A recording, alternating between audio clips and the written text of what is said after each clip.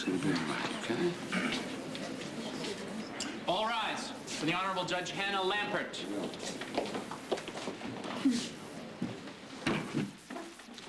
This court is now in session. Be seated. Ladies and gentlemen of the jury, may I remind you of my instructions to disregard the theatrics that took place in my courtroom when last in session. Is everyone in good health and ready to proceed? Yes, Your Honor. Ms. Fry, may we safely proceed without further interruption? Yes, Your Honor. Let's do it. Your Honor, the defense would like to recall Kendall Hart for redirect.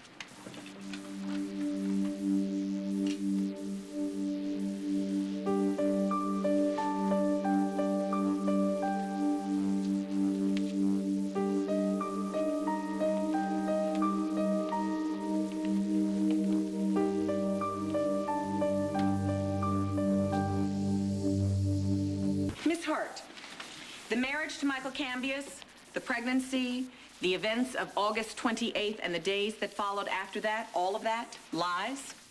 Yes, it was all lies. To what purpose? Why did you intentionally mislead this court? Michael Cambius threatened to go after me, my mother, and my sister. So whoever killed him did it to protect us, that they shouldn't be punished for that. So your lies were a diversion to draw attention away from the real killer. I felt I owed that much to whoever got rid of him. He raped my sister and he terrorized all of us. So you devised a plan to keep Michael Cambius alive in spirit. No body, no crime? I wanted to make things right. And pretending to be his wife allowed me to give back everything that he stole from us. And you saw no harm in this? No, I saw justice done. In a perfect world, Michael would still be hanging from that meat hook in the meatpacking plant, and we would all live happily ever after. Let me take you back to the night of August 28th. What do you know about the murder? Let's begin with the gun that was dragged from the river. I stole that gun from Jackson Montgomery's safe on August 28th. I was in my place trying to figure out how to load it. What time was that? A little after midnight. The gun, a .38, it had 6 chambers, and I had only loaded 5 when I heard the gunshots ring out from across the courtyard. You only loaded 5 bullets, and that's why the 6th chamber was empty. Yes. What did you do when you heard the gunshot? I grabbed the .38 and I ran over to Michael's. Someone shot him, but they had left the scene. And Michael was lying there. He was bleeding and he was barely alive. And he looked up at me and saw me holding the gun, and he said, You're too late, Kendall. Somebody beat you to it. But I will get you. I'll return from hell. And I'll get you all. and that's it. He died. Did you call the police?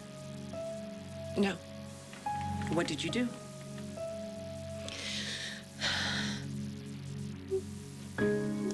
I cleaned up the blood as best I could.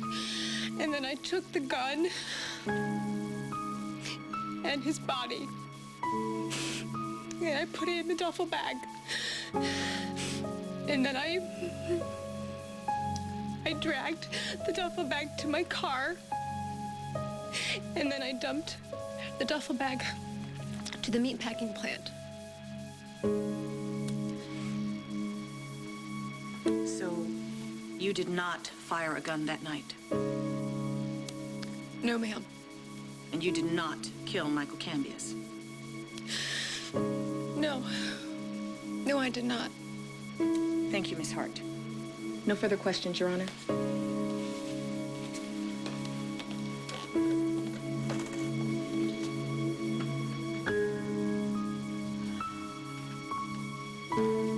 Does the prosecution have anything for recross?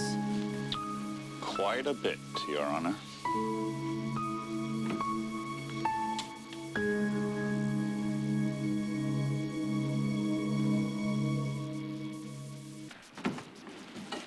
You stated that after Michael died, you put his body in a duffel bag and transported it to the meatpacking plant. Yes. How much would you say Michael weighed? I don't know. I don't have any idea. Your best guess, then. I don't know, 150, 160 maybe? According to People's 36, the coroner's report put him at 175 pounds. You expect this court to believe that you lifted 175 pounds of dead weight by yourself? Well, when the adrenaline gets pumping, there's no showing what you can do. Come clean, Miss Hart. Who helped you dispose of the body that night? Who was your accomplice in this murder?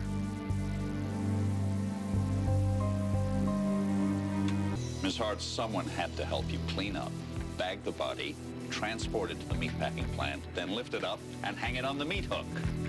Who helped you that night? Give it up, Kendall. Tell the man what he wants to know. Tell him it was me.